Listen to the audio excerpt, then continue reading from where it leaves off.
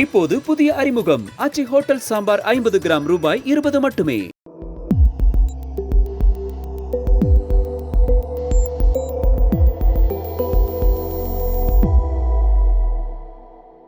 தமிழ் தடம் நேயர்களுக்கு வணக்கம். இன்னைக்கு நம்ம கூட பேசுறது கேப்ரியல் சார் இருக்காங்க. வாங்க பேசலாம். சார் வணக்கம். வணக்கம். ஓபிஎஸ் ஸ்டாலின் அவர்கள் மீட்டிங், இதுதான் இப்போ 2 நாளா டாக்ல இருக்கு. எதனால இந்த மீட்டிங் நடந்தது அப்படின்னு. அதுக்கு நாள் சட்டசபையில புகழாரம் வேற பேசியிருக்காங்க. இதை எப்படி பாக்குறீங்க? அதான் இந்த மீட்டிங் நடந்ததுக்கான காரணங்கள் பார்த்தோம்னா 2 காரணங்கள். ஒன்று, ஓபிஎஸ் அவர்களுக்கு பெருசா ஸ்பேஸ் இல்லை, எங்கேயும் அவர் அகாமடேட் பண்ண மாட்டேங்கிறாங்க. ஏற்கனவே என்டிஏல அவர் பெருசாக அகாமடேட் பண்ணலன்னு தான் கோவப்பட்டு அவர் வெளியே போறாரு. அதுக்கப்புறம்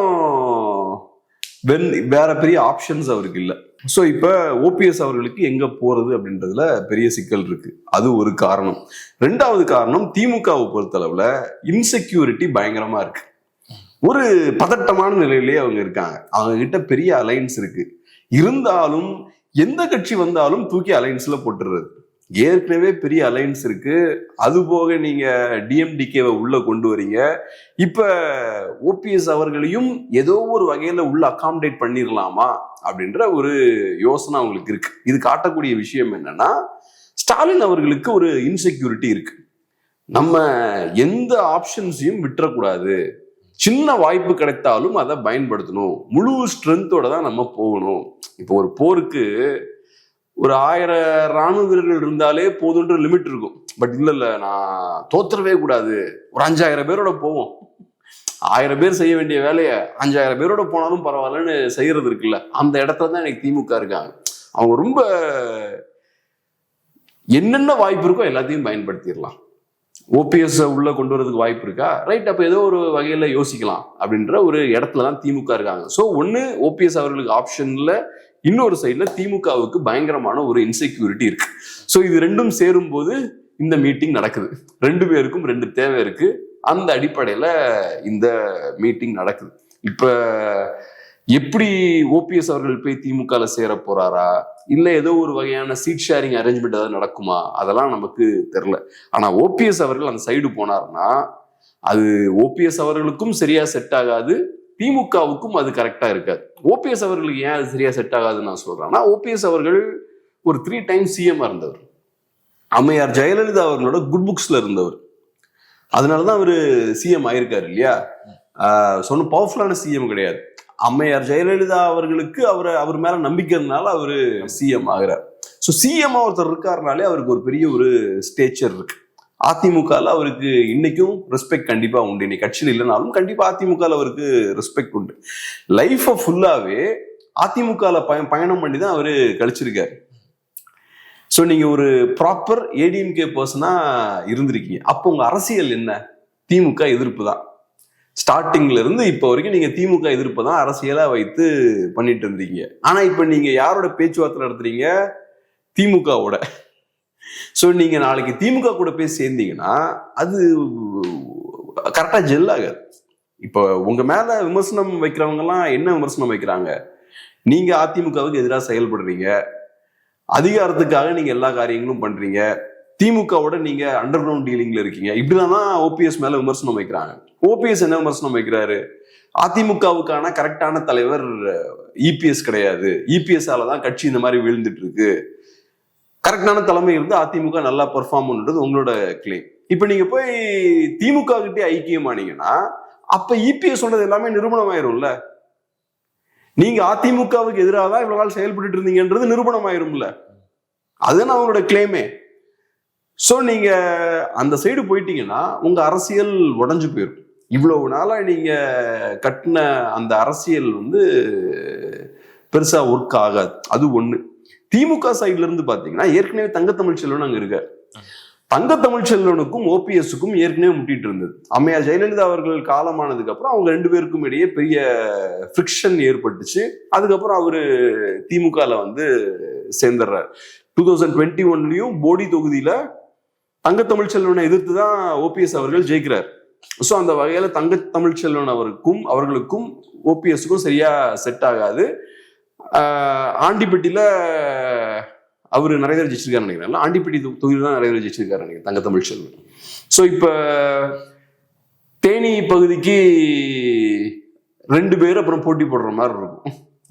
யாரு அங்க டாமினண்டா இருக்காங்க அப்படின்ற ஒரு போட்டி வரும். ஏற்கனவே தங்க தமிழ்ச்செல்வன் அவர்கள் திமுகவுக்குள்ள வரும்போது லோக்கல்ல நிறைய பிரச்சனை இருந்தது. திமுகவை பொறுத்தளவுல அங்க இருக்கவங்களுக்கு நிறைய அதிருப்தி இருக்கும்ல. நாங்க இவ்வளவு நாள் கட்சியில இருக்கோம், நீங்க பாட்டுக்கு புதுசா யாரையொருத்தவங்களை உள்ள விடுறீங்க, அப்புறம் வந்த உடனே அவங்களுக்கு பெரிய முக்கியத்துவம் கொடுக்கப்படுது. அந்த அதிருப்திகள்லாம் ஸ்டார்டிங்ல இருந்தது. இப்ப அப்கோர்ஸ் அது பெருசா இல்லை.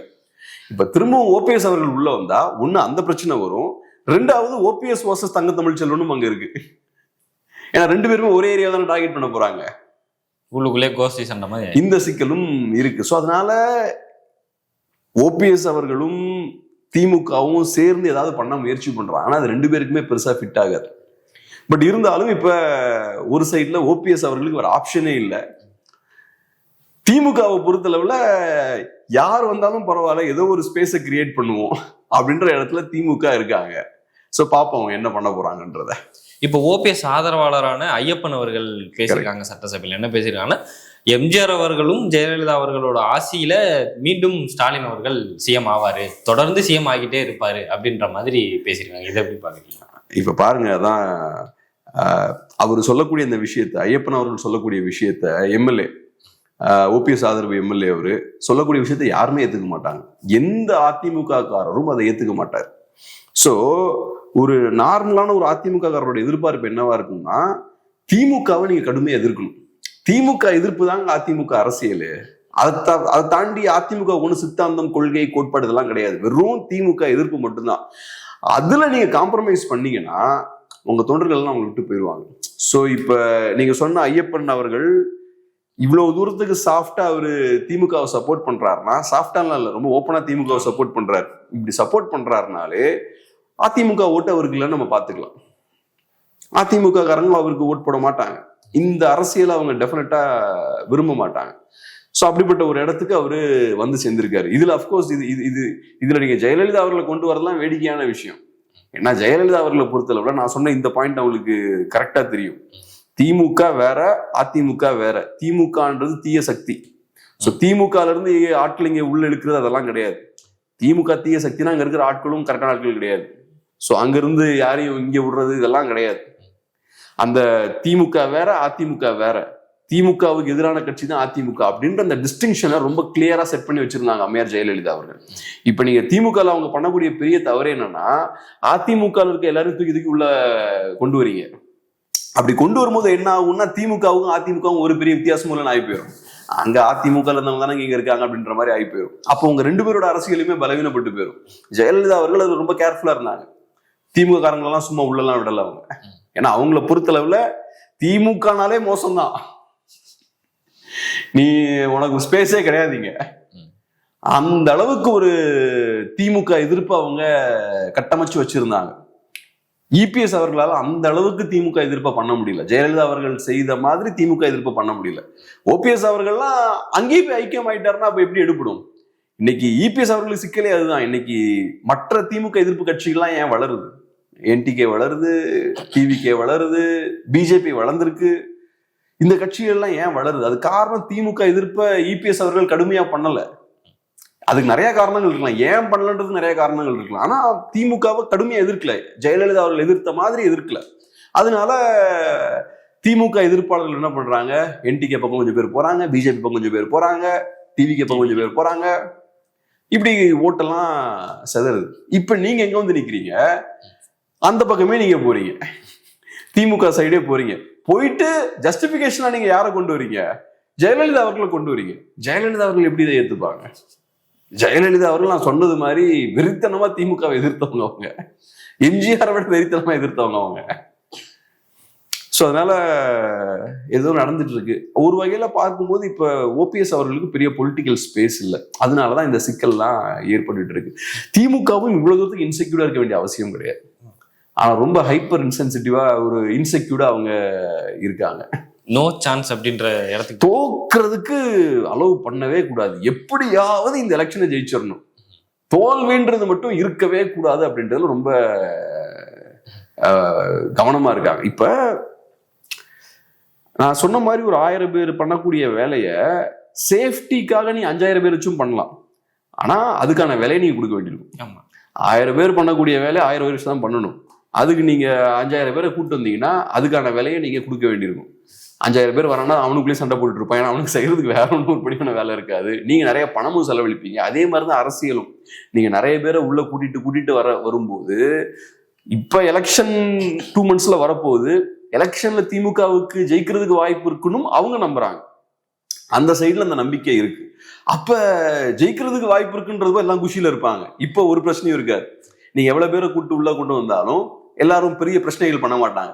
எலெக்ஷன் கிட்ட நெருங்குது, ஜெயிக்கிறதுக்கும் வாய்ப்பு இருக்கு, நமக்கு நிறைய கிடைக்கும் நம்பிக்கையும் உங்களுக்கு இருக்கும். ஆனா முடிஞ்சதுக்கு அப்புறம் நீங்க இவங்க எல்லாத்தையும் அகாமடேட் பண்ணணும். இந்த பெரும் கூட்டம் இருக்கு பாருங்க, இந்த கூட்டத்தை ஃபுல்லா நீங்க அகாமடேட் பண்ணணும். அங்க சிக்கல் இருக்கு. இவங்க எல்லாத்தையும் அகாமடேட் பண்றது கஷ்டம். அப்ப அதிகாரம் மோதல் வரும், இந்த மாதிரியான சிக்கல்கள்லாம் வரும். உள்ளுக்குள்ள நிறைய முரண்கள் வெடிக்க ஆரம்பிக்கும். இது போக நிறைய பேர் திமுகவோட பல ஆண்டுகளா பயணிச்சுட்டு இருக்காங்க. அவங்களுக்கு எல்லாம் வேற அதிருப்திகளும் இருக்கும். அதுவும் வெளியே வர ஆரம்பிக்கும். சோ நீங்க ஒரு விஷயத்த செய்யறதுக்கு எது தேவையோ அதோட நிப்பாட்டிக்கணும். ஆனா அதை தாண்டி நீங்க இன்செக்யூரிட்டியில நிறைய விஷயங்களை இழுத்து போட்டு தேவைக்கு மீறி நிறைய விஷயங்கள் செய்யறீங்கன்னா அது ஃபியூச்சர்ல உங்களுக்கு வேற சில சிக்கல்களை கிரியேட் பண்ணும். இப்போ நீங்க பேசும்போது சொன்னீங்க இந்த தடவை வந்து டிஎம்கே தோத்துறவே கூடாதுன்னு முடிவு பண்ணியிருக்காங்க அப்படின்னு. இப்போ ஆதவர்ஜுனா கடலூர்ல பேசும்போது என்ன சொல்றாருன்னா டிஎம்கே 2வது முறையாக ஜெயித்த வரலாறே கிடையாது அப்படின்ற மாதிரி பேசுறாரு. இப்போ ஆதவர்ஜுனா நிறைய பேசியிருக்காரு, நம்ம ஒன்னொன்னா வரும். இப்போ இந்த கருத்துக்கு நீங்க எப்படி பாக்குறீங்க? இப்போ வரலாற்றுல ஒரு விஷயம் நடக்கவே இல்லை அப்படின்றதுக்காக நடக்கவே முடியாதுன்னுலாம் கிடையாது. எல்லாத்துக்கும் ஒரு ஃபர்ஸ்ட் டைம் இருக்கும்ல. ஸோ அதுக்கு நீங்க நடக்குமான்னு கேட்டீங்க எனக்கு தெரியல. நடக்கலாம், நடக்காமலும் இருக்கலாம். ஆனா நான் நடக்காதுன்னு சொல்ல முடியாது, நடந்தே தீரணும் என்னால சொல்ல முடியாது. என்கிட்ட டேட்டாலாம் அதுக்கு இல்லை. நான் ஒன்றும் கருத்து கணிப்பும் எடுக்கல, இன்னொருத்தன் எடுக்கக்கூடிய கருத்து கணிப்பை நம்பியும் என்னால பேச முடியாது. ஸோ நான் அந்த இடத்துக்கு நான் வரல. ஆனா இப்ப நீங்க திமுக வர்றதுக்கு வாய்ப்பே இல்லை, அதெல்லாம் ப்ரிடிக்ஷன்ஸ் இல்லை. நம்மள மாதிரியான யூடியூபர்ஸ் உட்கார்ந்து பேச வேண்டியது. உங்களுக்கு திமுகவை வர விடக்கூடாதுன்ற எண்ணம் இருந்தா அதுக்கான வேலையை நீங்க பாருங்க. களத்துல இறங்கி அக்ரெசிவான பாலிடிக்ஸை நீங்க பண்ணுங்க. ஆனா அதெல்லாம் பண்ணாம ப்ரிடிக்ஷனை முன் வைக்கிறீங்க. திமுக 2 times கன்டினியூஸா வரவே வராது, அதுக்கான ஸ்பேஸே இல்லை அப்படின்ற மாதிரி பேசுறீங்க. அது போக பர்சனல் அட்டாக்ஸும் வைக்கிறீங்க. ஸ்டாலின் அவர்கள் பேப்பரை பார்க்காம அவரால் பேச முடியுமான்ற விஷயங்கள்லாம் இதை ஆதவர்ஜுனா பேசுறது வேடிக்கையா இருக்கு. ஏன்னா அவர் இன்னைக்கு விசிகேல இல்லை, அவர் இன்னைக்கு இருக்கக்கூடிய கட்சி டிவிகே கட்சி தலைவர் பேப்பரை பார்த்தா அவரே படிக்கிறார். வேணா அது துண்டு சீட்டா இல்லாம இருக்கலாம், பெரிய பேப்பரா இருக்கலாம். நீங்க இந்த மியூசிஷியன்ஸ்லாம் ஒரு போடியம்ல வச்சுப்பாங்கல்ல, அந்த மாதிரி நல்லா நீட்டா அதை கிளிப் எல்லாம் பண்ணி வச்சு பேசுறீங்க. இவ்வளவுதான் டிஃபரன்ஸ். மற்ற அரசியல்வாதிகள் சின்ன பேப்பர் வச்சு பேசுவாங்களா இருக்கும், நீங்க நல்லா பெரிய பெரிய பேப்பர்ஸை நல்லா நீட்டா ஃப்ரண்ட்ல வச்சு நீங்க பெருசா நீட்டா எழுதி படிக்கிறீங்க. அதை பெரிய பெரிய எழுத்துக்கள்ல எழுதி படிக்கிறீங்க. இதுல என்ன இருக்கு பெருமைப்படுறதுக்கு? உங்க தலைவரும் அதே மாதிரிதான். மக்கள் பிரச்சனைய ஒருத்தர் பார்த்துதான் தெரிஞ்சுக்கணுமா, பார்த்துதான் படிக்கணுமா, அவருக்கே தெரிய வேண்டாமா? சோ நீங்க கண்ணாடி வீட்டுக்குள்ள உட்கார்ந்துக்கிட்டு பக்கத்து வீட்டுக்காரன் மேல கல்லெறிய கூடாது. அடுத்து அவன் கல்லெறிஞ்சா என்ன ஆகும்? சோ இந்த பேசிக்கான புரிதல் வேணும். நீங்க இன்னைக்கு விசிகேல இல்ல, திருமாவளவன் அவர்கள் எக்ஸ்பீரியன்ஸான பொலிட்டீஷியன். அவரு பேப்பரை பார்த்து படிக்க மாட்டாரு, போல்டா பேசுவாரு, எல்லாம் ரைட்டு. விஜய் அவர்கள் அப்படிப்பட்ட பொலிட்டீஷியன் கிடையாது, நியூ என்ட்ரி அவரு. ஸோ அவரு சினிமா ஸ்டைல்லே தான் இப்பயும் இருக்காரு.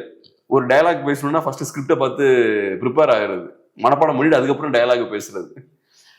சினிமா வேற. நீங்க ஒரு விஷயத்தோட எமோஷனலா கனெக்ட் ஆகி நீங்க பேச மாட்டீங்க, அது ஒரு கேரக்டர் தான். ஆனா அரசியல் அப்படி இல்லை. நீங்க ஒரு விஷயத்த பேசுறீங்கன்னா நீங்க எமோஷனலா அதோட கனெக்ட் ஆகணும், அது மேல உங்களுக்கு நம்பிக்கை இருக்கணும். இந்த பிரச்சனை இருக்குங்க, தூய்மை பணியாளர்கள் பிரச்சனை மோசமான பிரச்சனை. அவங்க படுற கஷ்டம் என்ன கோவப்படுத்துது, வேதனைப்படுத்துது. அதனால நான் அந்த இஷ்யூ எடுத்து பேசுறேன். அப்ப நான் உட்காந்து இந்த மாதிரி பேப்பர் படிச்சு பேச மாட்டேன். அப்படி அந்த இஷ்யூல நான் கனெக்ட் ஆயிட்டேன்னா நான் ஃப்ரீயா பேசுவேன். இப்ப எனக்கு ஒரு இஷ்யூவோட ஒரு கனெக்ஷன் ஏற்படுதுன்னு வச்சுப்பேன், என்ன பண்ணுவேன்? முதல்ல அதை பத்தி நானே நிறைய தெரிஞ்சுப்பேன். ஆமா, என்ன ஒரு விஷயம் டிஸ்டர்ப் பண்ணுதுன்னா நானே உள்ள போவேன், what is the reason for this ப்ராப்ளம்னு தேடுவேன். எல்லாத்தையும் கரெக்டா நான் கண்டுபிடிச்சு உள்வாங்கிப்பேன். நான் பேப்பரை பார்த்து படிக்கிறனாலே நான் இமோஷனலா ஒரு இஷ்யூவோட கனெக்ட் ஆகணும்னு அர்த்தம், எனக்கு அந்த இஷ்யூல இன்ட்ரெஸ்ட் இல்லைன்னு அர்த்தம். அப்பதான் நீங்க என்ன பண்ணுவீங்க? மகப் பண்றது. ஸ்கூல்ல மகப் பண்ணுவாங்களே, ஏன் யார் மகப் பண்ணுவா? மகப் பண்றது யாரா இருக்கும்? ஒரு சப்ஜெக்டை ப்ராப்பரா உள்வாங்காம என்ன சொல்றாங்கன்றத புரிஞ்சுக்காம ஜஸ்ட் அப்படியே மனப்பாடம் மட்டும் பண்றது, அந்த எசன்ஸை புரிஞ்சுக்காம மனப்பாடம் மட்டும் பண்றது. ப்ராக்டிக்கல் நாலேஜ் சுத்தமாவே ப்ராக்டிக்கல் நாலேஜ் இருக்காது. அவங்க தான் மக்கப் பண்ணுவாங்க. ஸோ இங்கேயும் அதே தான். நீங்க மக்கப் பண்ணி பேசுறீங்க, பேப்பரை பார்த்து படிச்சு பேசுறீங்கன்னா நீங்க சொல்லக்கூடிய அந்த இஷ்யூஸோட நீங்க கனெக்ட் ஆகலன்னு அர்த்தம். அந்த இஷ்யூஸோட நீங்க கனெக்ட் ஆகிட்டீங்கன்னா பேப்பர் பென்லாம் உங்களுக்கு தேவைப்படாது. ஸோ அதனால இவங்க திமுகவை விமர்சிக்கிறாங்க. ரெண்டாவது இன்னொரு முக்கியமான விஷயம், நீங்க இன்னைக்கு பண்ணக்கூடிய அரசியல் தான் சார் திமுகவை ஜெயிக்க வைக்கவே போகுது. நீங்க இன்னைக்கு திமுக எதிர்ப்பு பேசுறீங்க, அதிமுகவும் அதை தான் பண்றாங்க. அப்ப நீங்க என்ன பண்றீங்க, அதிமுக அரசியல் ஹைஜாக் பண்றீங்க, அவங்க கையில இருந்து அதிமுக அரசியலை பறிக்கிறீங்க, அதிமுக ஓட்ஸை உடைக்கிறீங்க. திமுக எதிர்ப்பாளர்கள் தான் உங்களுக்கு ஓட் போட போறாங்க இதுல. சோ இப்ப திமுக 2 தடவை ஜெயிக்குதுன்னு வச்சுப்போம், அதுக்கு முழு காரணம் நீங்களா தான் இருப்பீங்க. நீங்க இல்லைன்னா திமுக ஜெயிக்காது. அடுத்து பேசுறாரு, இப்போ பிரஸ் கான்ஃபரன்ஸை பத்தி இனிமேல் யாருமே பேசக்கூடாது, வாயை திறக்கக்கூடாது. அப்படி பேசுறதா இருந்தா முதல்வர் அவர்களும் வரட்டும், ஏன் தலைவர் அவர்களும் ரெடி, ஆல்ரெடி அவர் ரெடி தான், நீங்க வந்தாலே போதும் அப்படின்றாங்க. இப்போ நீங்க பேப்பர்லன்னா நீங்க அவுட்டு, ஃபர்ஸ்ட் சீனே நீங்க கட்டாயிருவீங்க. ஆனா என் தலைவர் வந்து பிறவிலே நடிகன் அப்படின்றாரு. இதை எப்படி பாக்குறீங்க? அதான் இந்த ஒரு வடிவேல் காமெடியில என் குருநாதர் வந்துட்டாரா, இனி உங்களால ஒன்றும் பண்ண முடியாது, அந்த மாதிரிதான் விஜய் இழுத்து விடுறாரு இவர் உள்ள. எனக்கு தெரிஞ்சு ஸ்டாலின் அவர்களுக்கு விஜயோட பொலிட்டிக்கல் நாலேஜ் இருக்கும், அதுல எந்த மாற்று கருத்தும் இருக்க வேண்டாம். ஏன்னா அவரு பல ஆண்டுகள் அரசியல்ல பயணம் பண்ணவர். டெஃபினட்டா விஜய் அவர்களோட பொலிட்டிக்கல் நாலேஜ் டெஃபினட்டா இருக்கும். ஸ்டாலின் அவர்கள்ட்ட என்ன இருக்காதுன்னா, அவரு இப்ப 4 வருஷம் ஆட்சி பண்ணியிருக்காரு. ஸோ நிறைய பிரச்சனைகள்லாம் இருக்கும். அப்ப ப்ராப்பரான ஒரு ப்ரெஸ் மீட்ல அந்த கொஸ்டின்ஸ் எல்லாம் ஃபேஸ் பண்ண முடியாது. என்ன சார் இப்படி பண்ணிட்டீங்க, தூய்மை பணியாளர்கள் பிரச்சனை இந்த மாதிரி இருக்கு, கடன் நமக்கு நிறைய இருக்கு, இப்படின்லாம் நிறைய கேள்வி கேட்டா அதை அவருக்கு ஹேண்டில் பண்ண முடியாது. ஏன்னா 4.5 years ஆட்சி பண்ணிருக்காங்க, நிறைய பிரச்சனைகள் இருக்கு. ஆனா விஜய் அவர்களுக்கு பொலிட்டிக்கல் நாலேஜே இருக்காது. ஸோ அதனால எனக்கு என்னமோ ஸ்டாலின் அவர்களால் டெஃபினட்டா விஜயோடலாம் உட்காந்து டிபேட் பண்ண முடியும், அதெல்லாம் எந்த சிக்கலும் இருக்காது. ரெண்டாவது இவங்க சொல்ற சாக்கு போக்கு இருக்கு பாருங்க, நீங்க ஏன் வெளியே வரலன்னு கேட்டா அவரை வர சொல்லுங்க நாங்க வரோம்னு சொல்றது இருக்குல்ல, இது என்ன லாஜிக்கு? முதல்ல எதுக்கு அரசியலுக்கு வந்தீங்க? மக்களுக்கு நல்லது பண்ணணும், அரசியல் மாற்றத்தை ஏற்படுத்தணும். ஸ்டாலின் வந்தா தான் நான் வருவேன்னா அப்புறம் அவரு வர்றதுக்கும் நீங்க வெளியே வர்றதுக்கும் என்ன சம்மந்தம் சார் இருக்கு? நீங்க மக்களுக்காக தானே அரசியலுக்கு வந்திருக்கீங்க, அப்ப மக்களுக்காக வந்து பேசுங்க. இப்ப நீங்க பிரஸ் சந்திக்கிறீங்கன்னா அது ஏதோ நான் உங்களுக்கு டெஸ்ட் வைக்கலனா, பிரஸ் சந்திச்சு பேசி பாத்துருங்க பார்க்கலாம் அப்படின்னா நான் கேட்கல. நீ அரசியலுக்கு வரதே மக்களுக்கு நல்லது பண்ணுன்றதுக்காக தானே. அப்ப மக்களை சந்திச்சு பேசணும்ல, மக்கள்கிட்ட சொல்லணும்ல, என்ன பண்ணணும் என்ன பண்ணக்கூடாதுன்னு சொல்லணும்ல, ஒரு தவறு நடந்ததுன்னா அதை அம்பலப்படுத்தணும்ல. அதெல்லாம் எதுவும் பண்ணாம ஸ்டாலின் அவர்கள் வர சொல்லுங்க நான் வரேன்னா, அப்ப எதுக்கு அரசியலுக்கு வந்தீங்க? வீட்லயே உட்காந்துருக்கலாம்ல. ஸோ இப்படிப்பட்ட ஒரு எதையாவது சம்பந்தமே இல்லாம தான் எதையாவது மாத்தி மாத்தி இவங்க ஏதாவது பேசிக்கிட்டே இருக்கிறது. அவரு வர்றதுக்கும் நீங்க வெளியே வர்றதுக்கும் என்ன சம்பந்தம் இருக்கு? அவரு பிடிச்சா வெளில வராரு, உங்க கூட டிபேட் பண்ண நினைச்சா பண்ணட்டும், நீங்க வாங்க வெளியே வந்து பேசுங்க. 1008 பிரச்சனை இருக்கு. அப்புறம் சொல்றது இப்படிதான் வெளில வாங்கன்னு சொல்றீங்க, அப்புறம் வெளியே வந்தா கரூர் மாதிரி நடந்துருச்சுன்னு எங்களை குற்றம் சொல்றீங்க. வெளியே வாங்கன்னு நான் சொல்றது வந்து இந்த மாதிரி சம்பந்தமே இல்லாம கூட்டத்தை காட்டிட்டு சொசைட்டிக்கு பிரச்சனையை கொடுக்காதீங்க, பப்ளிக் நியூசன்ஸ்க்கு ஏற்படுறதுக்கான வெளில வர சொல்ல. நீங்க வெளில வரணும்னு எனக்கு எல்லாம் வேண்டுதல் கிடையாது. நான் வெளியே வாங்கன்னு சொல்றது வந்து அரசியல் பண்ணுங்க, மக்கள் அரசியல் பண்ணுங்க, மக்களுக்கான பிரச்சனைகளை எடுத்து பேசுங்க. அதை விட்டுக்கிட்டு வெளியே வரன்ற பேர்ல எதையாவது பிரச்சனை எல்லாத்துக்கும் இழுத்து விடக்கூடாது. ஸோ இவங்க பண்றது எல்லாமே தப்பு தப்பா பண்றது, பண்ணிட்டு கடைசியில எதை கேட்டாலும் மாத்தி மாத்தி எதையாவது சொல்றது. நீங்க தானே சார் வெளில வாங்கன்றீங்க, அதுக்கப்புறம் ஏன் வெளியே வரீங்கன்னு கேக்குறீங்க, அதுக்கப்புறம் வெளியே வந்தா பப்ளிக் நியூசன்ஸ் பண்ணுவாங்க, பெர்மிஷன் கொடுக்காதீங்கன்றீங்க. அப்ப என்ன சார் பெரிய ஒரு முரணா இருக்கு. ஸோ நான் வெளியே வாங்கன்னு சொல்றது இந்த அர்த்தத்தை சொல்றேன். நீங்க வந்து ரோட் ஷோலாம் போங்கன்னு சொல்ல வரல, வாங்க மக்கள் பிரச்சனையை பேசுங்க, மக்களோட நில்லுங்க. அரசியல்ன்றது ஏகப்பட்ட விஷயங்கள் இருக்குங்க. நீங்க பொதுக்கூட்டம் நடத்துறதும் ரோட் ஷோ போறது மட்டும் அரசியல் கிடையாது. அதை பண்றதுக்கும் உங்களுக்கு உரிமை இருக்கு. ஆனா அதை உங்களுக்கு ஒழுங்கா பண்ண தெரியலன்ற ஒரே காரணத்துக்காக தான் உங்களை கொஞ்சம் கண்ட்ரோல்ல வைக்க வேண்டிய தேவை இருக்கு. ஏன்னா இந்தியாலே வேற எந்த கட்சி நடத்தின நிகழ்வுலையும் இந்த அளவுக்கு யாரும் 41 பேர் உயிரிழக்கலையே. அப்ப உங்ககிட்ட பெரிய பிரச்சனை இருக்குல்ல, வேற எந்த கட்சிக்கும் நடக்காதது நீங்க உங்களுக்கு நடந்திருக்கு, நீங்க செஞ்சிருக்கீங்க. அதை அப்ப உங்களை நம்பி விட முடியாது. சரி, அதை ஹேண்டில் பண்ற கெப்பாசிட்டி உங்களுக்கு இருந்தா ஓகே. ஸோ உங்களை வெளியே வாங்கன்னு சொல்றது இஷ்யூஸ் எடுங்க, அரசியல் எடுங்க, கரெக்டான விஷயத்த பேசுங்க. அடுத்து ஒன்று சொன்னார், இதுதான் நான் பார்க்கும்போது இது ரொம்ப வேடிக்கையா இருந்தது. நம்மளோட கட்சி சின்னம் வந்து எந்த அளவுக்கு போயிருக்கு அப்படின்னா, நான் மகாபலிபுரம் டு கோவளம் பஸ்ஸில் போனேன், கண்டக்டர் வந்து ரைட்னு விசில் அடிக்கிறாரு, நம்ம கட்சியோட சின்னம் வந்து 8 கோடி மக்களுக்கு போய் சேர்ந்துருச்சுன்றாரு. கண்டக்டர் விசில் அடிக்கிறனாலேயே இந்த சின்னம் வந்து 8 கோடி பேருக்கு போய் சேர்ந்துருச்சுன்னு பேசுறத வந்து எப்படி பார்க்க முடியும்? அதான் இப்ப ஒரு நல்ல பேச்சாளர்கள் என்ன பண்ணுவாங்கன்னா, ஆடியன்ஸை பார்த்துருவாங்க, ஆடியன்ஸுக்கு ஏத்த மாதிரி பேசுவாங்க. நல்ல தெளிவான ஆடியன்ஸா இருந்தாங்கன்னா அதுக்கேற்ற மாதிரி பேசுவாங்க. இல்ல பெரிய புரிதல் இல்லாத ஆடியன்ஸா இருக்காங்கன்னா அவங்களுக்கு ஏற்ற மாதிரி பேசுவாங்க. நல்ல தலைவர்கள் அதை பண்ணுவாங்க. அப்ப ஆதவர்ஜுனா இந்த மாதிரி பேசுறாருன்னா ஆதவர்ஜுனாவுக்கு நல்லா டீப்பாவும் பேச தெரியும். ஆதவர்ஜுனா விசிகேலி இருந்தவர், அதுக்கப்புறம் அவர் பேசின நிறைய ஸ்பீச் எல்லாம் பார்த்துட்டு நல்ல விஷயமாவும் பேச முடியும். ஸோ இங்க இந்த மாதிரி பேசுறாருன்னா அந்த ஆடியன்ஸ்க்கு ஏற்ற மாதிரி பேசுறாரு. ஸோ இது காட்டக்கூடிய விஷயம் என்னன்னா, விஜயோட ரசிகர்கள் எந்த கண்டிஷன்ல இருக்காங்கன்றத அது காட்டுது. அவங்க கிட்ட இவ்வளவு சொன்னா போதும்.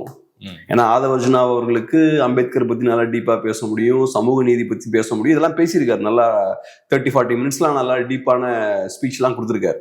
ஆனா இந்த கூட்டத்துக்கிட்ட அவர் சொல்ற விஷயம் என்ன, நம்ம சின்னம் வந்து எல்லார்ட்டையும் போய் சேர்ந்துருச்சு, பஸ்லயும் விசில் அடிக்கிறாங்க, கண்டக்டர் அடிக்கிறாருன்னு பேசுறாருன்னா அது அவருக்கு பேச முடியாமலாம் பேசல, இவங்களுக்கு இவ்வளவுதான் பேசுறாரு அவரு.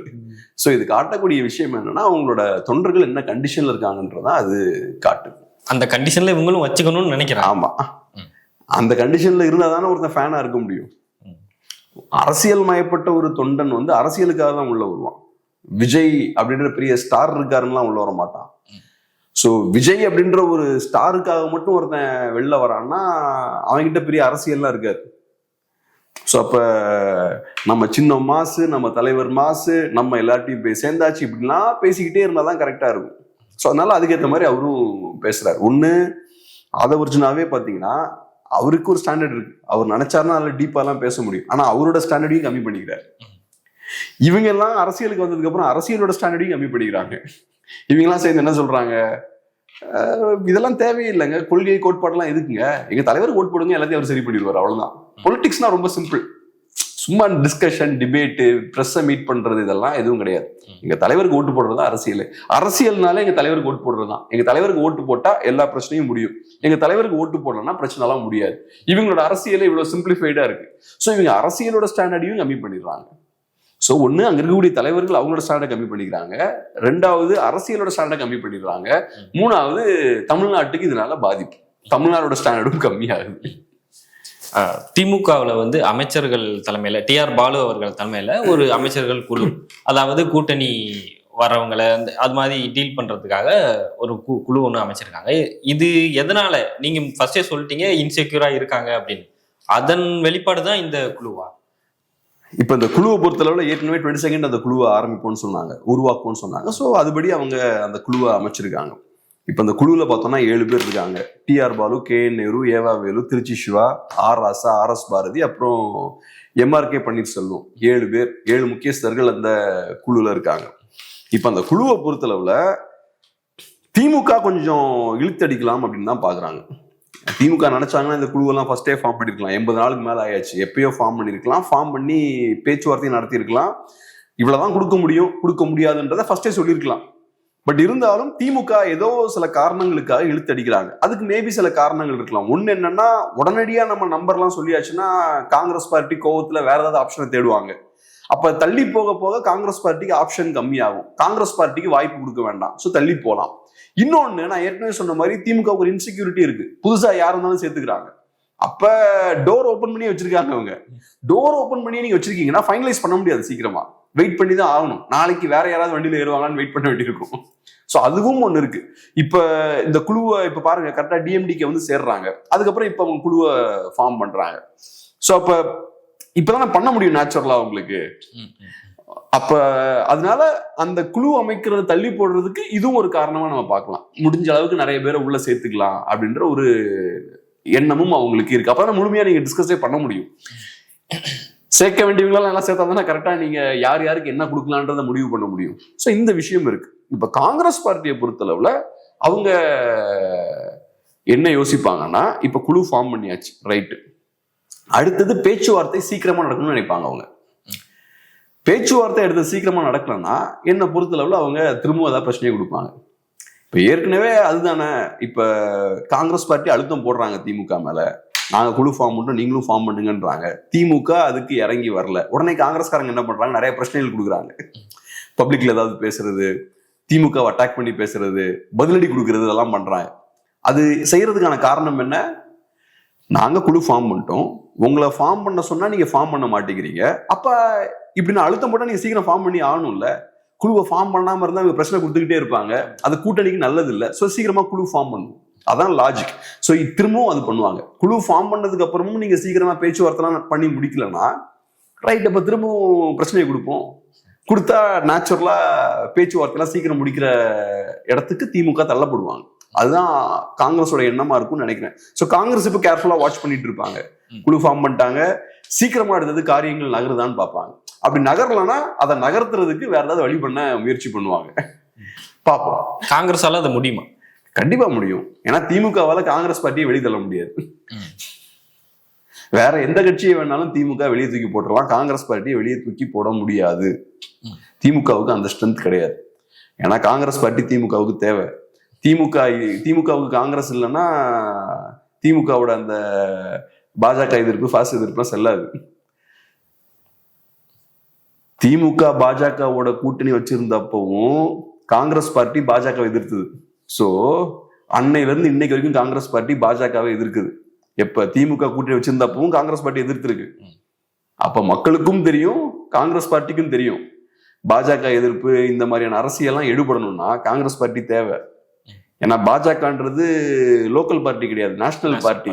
நீங்க பாஜகவை அப்போஸ் பண்ணணும்னா, எதிர்க்கணும்னா, வீழ்த்தணும்னா காங்கிரஸ் பார்ட்டி தேவை. இன்னைக்கு வரைக்கும் எல்லாரும் காங்கிரஸ் ரிப்ளேஸ் பண்ணலாம் முயற்சி பண்றாங்க, இந்தியா ஃபுல்லா ரீஜனல் பார்ட்டிஸ்லாம். ஆனா இன்னைக்கு வரைக்கும் காங்கிரஸ் ரிப்ளேஸ் பண்ண முடியல. போன எலெக்ஷன்ல 100 சீட் வாங்கிட்டாங்க. ஸோ அதனால காங்கிரஸ் பார்ட்டியை ஓரம் கட்டிக்கிட்டு நீங்க பாஜக எதிர்ப்பு அரசியலை கட்டி அமைக்க முடியாது. அந்த ஒரு விஷயமும் இருக்கு. அதனால பார்ப்போம்.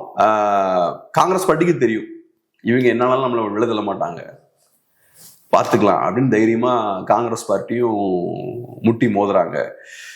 திமுகவை பொறுத்தளவுல திமுகவுக்கும் தெரியும் காங்கிரஸ் பார்ட்டி என்னதான் சண்டை போட்டாலும் அலைன்ஸை பிரேக் பண்ணிட்டு வெளில போக முடியாது. ஏன்னா காங்கிரஸ் பார்ட்டிக்கு அதுல என்ன கெயினுமே இல்லை. அலைன்ஸை உடைக்கிறதால காங்கிரஸுக்கு என்ன கெயின், ஒரு கெயினும் கிடையாது. ஸோ அதனால ரெண்டு பேருமே பார்த்தோம்னா நம்ம ரெண்டு பேருக்கும் ஒரு லெவரேஜ் இருக்கு, பார்ப்போம்னு நிக்கிறாங்க. ஆனா திமுகவுக்கு இதுல இழக்கிறதுக்கு நிறைய இருக்கு. காங்கிரஸ் பார்ட்டி சண்டை போட்டுக்கிட்டே இருந்தாங்கன்னா கூட்டணி வீக்கா இருக்க மாதிரியான ஒரு தோற்றம் வெளியே ஏற்படும். அது காங்கிரஸுக்கும் இந்த அட்வான்டேஜ் இருக்குன்னு தெரியும். ஸோ அதனால இந்த பிரச்சனையை சீக்கிரம் முடிக்கிறது திமுகவுக்கு நல்லது. பார்ப்போம் என்ன பண்றாங்கன்னு. மிக தெளிவான அரசியல் உரையாடல். உங்க நேரத்துக்கும் பதிலுக்கும் ரொம்ப நன்றி.